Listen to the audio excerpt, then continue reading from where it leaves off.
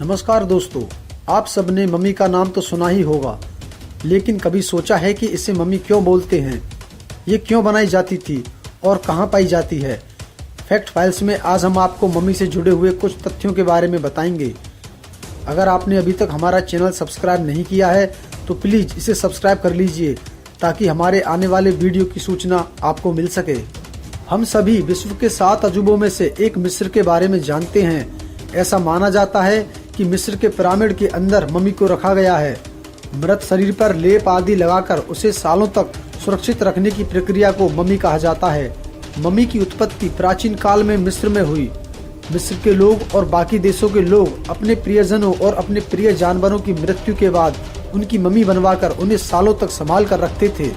मिस्र में 1 मिलियन से भी ज्यादा मम्मी हैं। इसके अलावा पूरे विश्व में मानव और जानवरों की मम्मी आज भी पाई जाती हैं। क्यों तैयार की जाती थी मम्मी?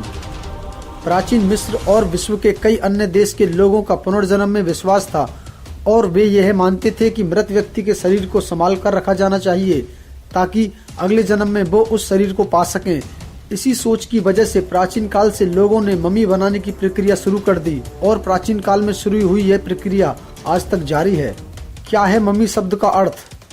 लोगों का मानना है कि मम्मी बनाने का काम मिस्र में शुरू हुआ था, इसलिए यह प्राचीन मिस्र का शब्द है, लेकिन वास्तविकता में यह अरबी भाषा के मुमिया शब्द से बना है।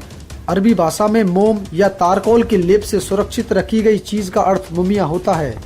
कैसे तैयार की जाती थी मम्मी? प्राचीन काल में मम्मी बनाने में लगभग 70 दिन का समय लगता था और इसे बनाने के लिए धर्मगुरु के साथ साथ विशेषज्ञ भी होते थे। मम्मी बनाने के लिए सबसे पहले मृत शरीर की पूरी नमी को समाप्त किया जाता था। इस काम में कई दिन लगते थे। शरीर से नमी समाप्त होने के बाद उस पर कई तरह के लोशन, तेल और कई तरह के रोगन से मालिश की जाती थी। फिर पट्टियां लपेटने का काम किया जाता था और पूरे शरीर पर पतले कॉटन की परत दर परत पट्टियां लपेटी जाती थी। पट्टियां लपेटने के बाद शरीर के आकार से मिलते जुलते लकड़ी के ताबूत तैयार किए जाते थे। इन ताबूतों को रंगकर मृत व्यक्ति या पशु के चेहरे सहित उसका रूप दिया जाता था। इसके बाद धर्मगुरु के मतानुसार इस पर धार्मिक वाक्य आदि लिखे जाते थे और एक धार्मिक समारोह करके ताबूत को शरीर समेत चबूतरे पर सम्मान के साथ रख दिया जाता था।